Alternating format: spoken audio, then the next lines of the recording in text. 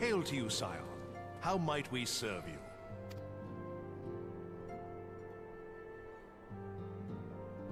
Commander Leveilleur bade you serve us? These are welcome tidings indeed. Given the sensitive nature of the task, I could not rely on one of my own.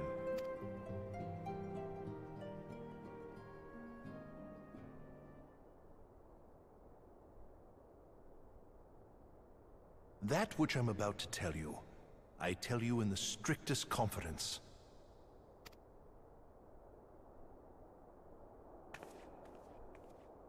Some days ago, we received certain documents from an anonymous source.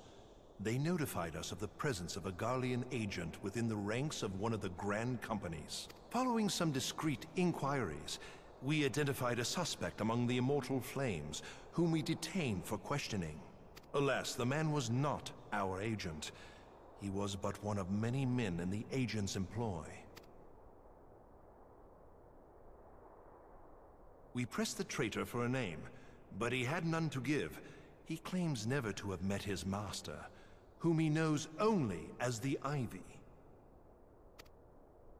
He was, however, certain that this Ivy had coiled itself around every part of the Immortal Flames. It would seem our quarry joined the These conspirators are the vines by which he learns our secrets, all without exposing himself. It won't be easy to identify the Ivy amidst this tangled mass of subterfuge. But we have a tendril in our hands, and we shall follow it all the way to the gnarled root. Now, much as I would prefer to proceed with due discretion, circumstances demand that this matter be settled post-haste. Garlemald's War of Succession nears its end, and it is feared that the Empire will soon resume its march on Eorzea. When it does, we can ill afford to have traitors in our midst. The Ivy must be rooted out now. We must begin by apprising General Raubahn of our findings. I would ask that you accompany me to the Hall of Flames, and remain on hand to see that things go smoothly. Assuming the Ivy's tendrils are as widespread as we believe, he will be aware that an investigation is underway, and if that is the case, he may well move against us. We must be prepared for anything, while taking care not to betray our purposes by seeming prepared. A simple enough task for a one-woman army like you.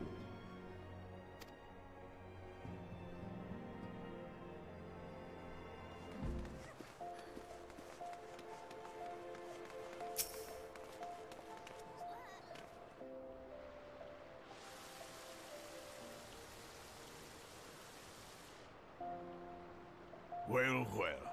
What brings you here, my friend?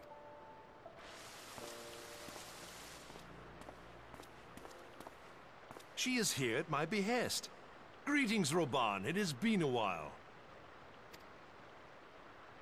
Hilbert, you old scoundrel. When they told me you'd be visiting, I scarce believed my ears.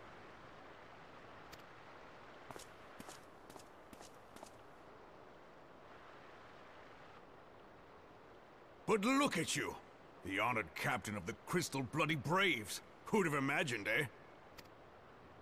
Not many, but fewer still would have imagined your destiny lay in politics, old friend. Aye.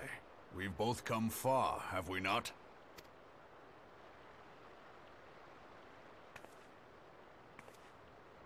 Lest you wonder, Hilbert and I go back a long way. We've been friends and rivals since we were lads. The last time we saw each other, Alamigo had just fallen, so you can guess how many summers it's been. And in all that time, not a word from the fool.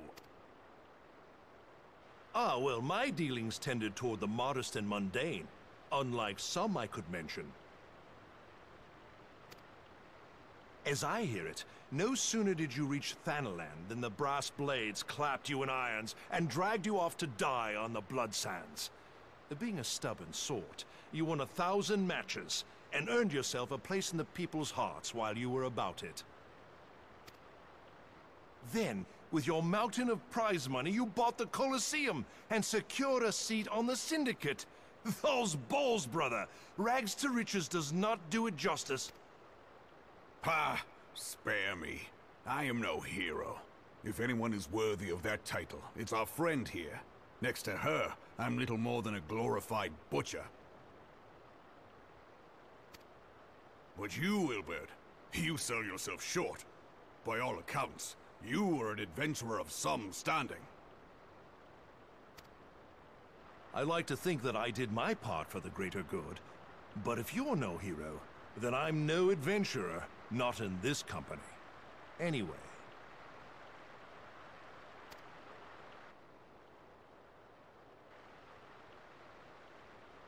I have tidings. So there has been progress.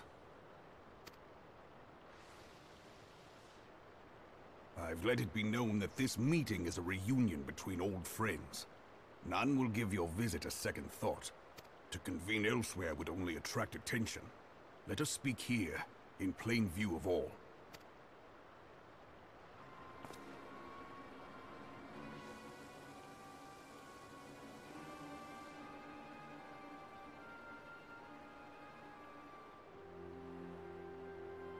So it is we who have been compromised.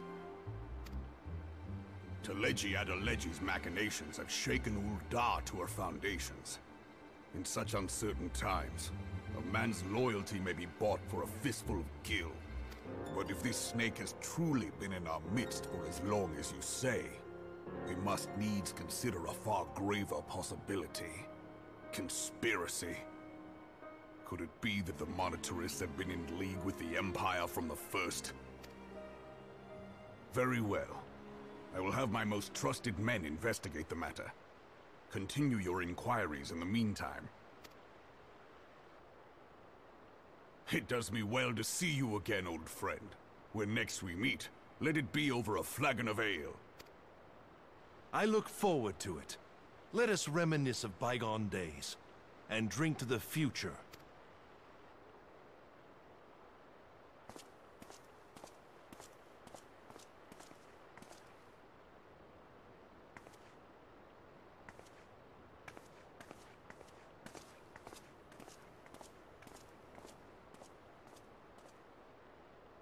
Flame General.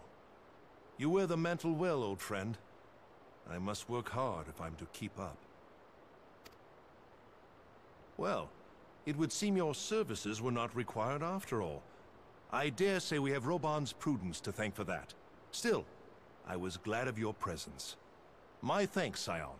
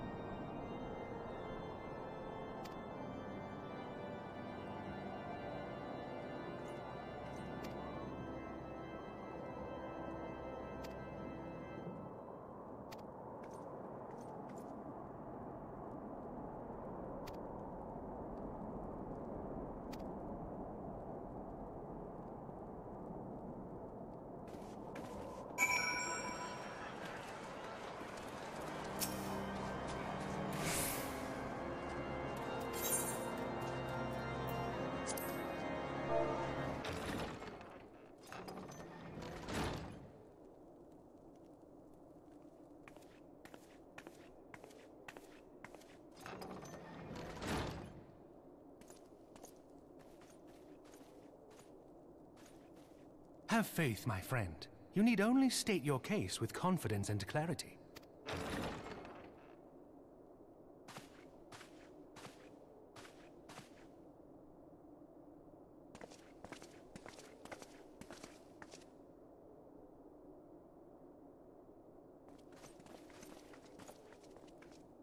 Commander Leveilleur, it is both an honor and a pleasure to meet you. I am Emmerich, Lord Commander of the Temple Knights.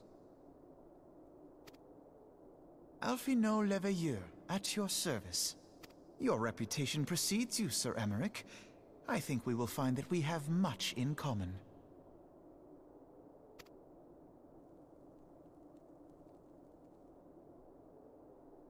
Speaking of reputations, yours towers over us all. Does it not? It does indeed, Lord Commander.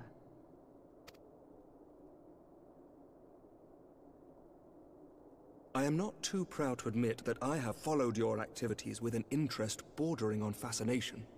Full glad was I to learn that you would be joining us. Now then, shall we begin?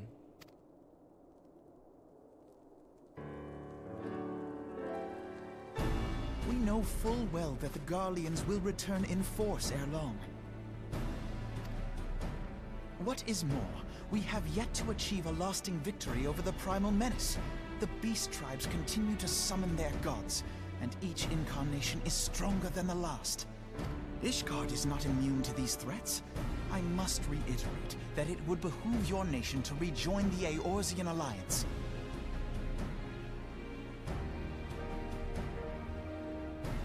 Once again, I must respectfully disagree.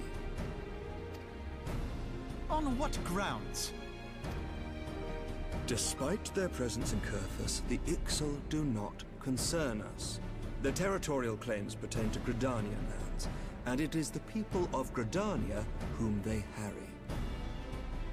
Consequently, the Holy See judges this to be a Gridanian affair, and Ishgard does not intervene in the internal affairs of other nations. Even were that not the case, our forces are wholly committed to the Dravanian conflict. We have not the knights to spare.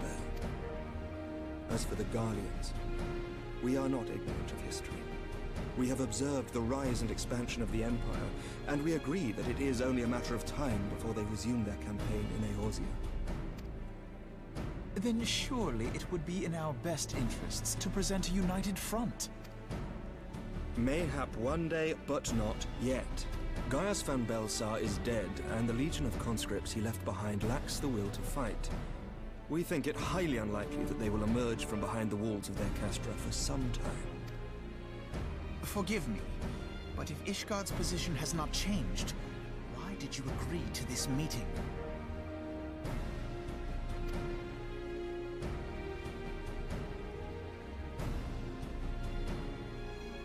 It was not only as a representative of Ishgard that I came here. Pardon? It is not within my power to change Ishgardian policy, regardless of my personal feelings. There is, however, one area in which I may exert a measure of influence. Concerns have been raised over the supplies House Fortin has offered to Revenant's toll. These have led to calls for restrictions on the provision of aid to foreign powers. I can ensure that the shipments continue unabated. Sir Emmerich, we would be in your debt. No, you would not, for I require something in exchange.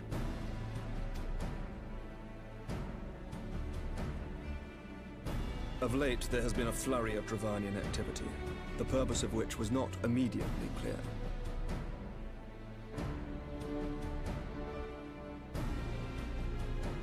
However, our astrologians have since observed alarming changes in the heavens. The dragon star waxes unnaturally bright, and there are whispers that it portends the resurrection of Midgard-Sorma. The fallen guardian of Silvertear Falls? That's absurd.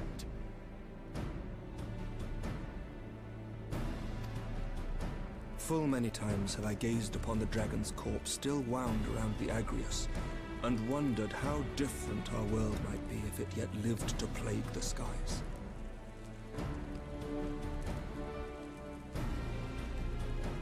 I do not know, and I do not wish to know, nor does any son of Ishgard.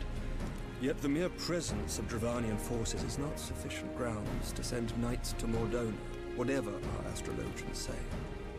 As I told you before, we have not the forces to spare.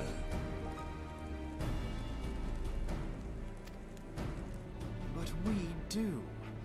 So you will intervene on our behalf if we agree to watch over the Keeper of the Lake.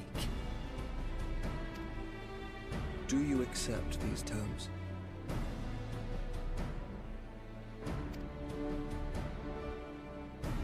I do. I will see that you are kept abreast of any developments. I regret that we could not come to a similar agreement on other matters, but I understand that you are not at liberty to make such decisions. Nevertheless, I hope that what we have accomplished here today will serve to demonstrate to your countrymen that we can work together towards a common goal. Mayhap one day we shall look back on this moment as the first step towards a united Eorzea. Mayhap we shall, Commander.